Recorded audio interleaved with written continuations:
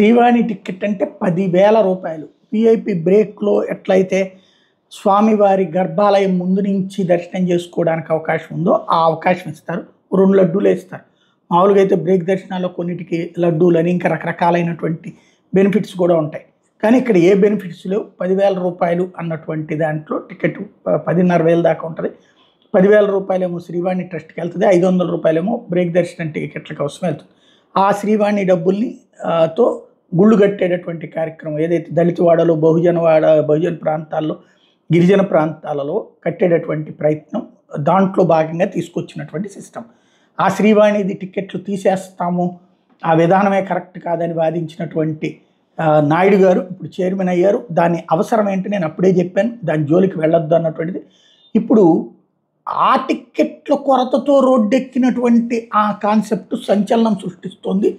ఒక్కసారిగా పండగలు వచ్చేటప్పటికి, సెలవులు కంటిన్యూగా వచ్చేటప్పటికి ఆగస్టు 15 ఆ తర్వాతన ఈ సెలవులు వచ్చేటప్పటికి 2-3 రోజులు కృష్ణాష్టమి ఇవన్నీ వచ్చేటప్పటికి విపరీతమైన భక్తులు వచ్చేసారు. ఒక్కసారిగా నిండిపోయింది.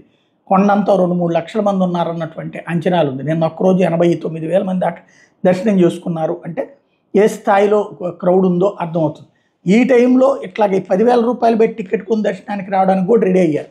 శ్రీవాణి టికెట్ల కేంద్రం వద్ద భక్తులు నిరసన వ్యక్తం చేశారు. తిరుమల శ్రీవాణి టికెట్ కోసం వచ్చిన భక్తులు నిరసన వ్యక్తం చేశారు. వరుస సెలవుల నేపథ్యంలో శ్రీవారి దర్శనానికి భక్తులు రద్దీ పెరిగింది. ఆ ప్రభావం శ్రీవాణి టికెట్ల జారీ పైన పడింది.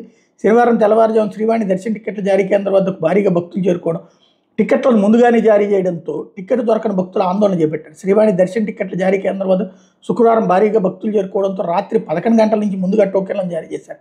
అప్పటికే భక్తుల రద్దీ మరింతగా పెరగడంతో శనివారం తెల్లవారుజామున 2 గంటలకు శ్రీవాణి టికెట్లను భక్తులకు జారీ చేశారు. అనంతరం శ్రీవాణి దర్శన టికెట్లు జారీ కేంద్రం వద్దకు చేరుకున్న మిగిలిన భక్తులు టికెట్ లేవని సిబ్బంది చెప్పడంతో ఆగ్రహం వ్యక్తం చేశారు.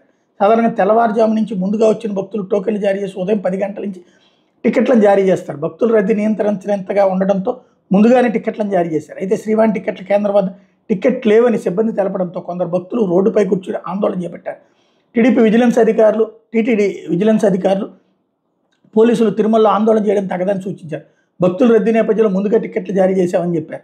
భక్తుల సమస్యలపై ఫిర్యాదు చేస్తూ ఉన్నతాధికారుల దృష్టికి తీసుకెళ్తామని చెప్పారు. దీంతో భక్తుల రద్దీ సమయంలో శ్రీవాణి దర్శన టికెట్ల కోటా పెంచి ఇవ్వాలని తిరుమల 2 టౌన్ సిఐ శ్రీరాములకి వినతిపత్రం ఇచ్చారు.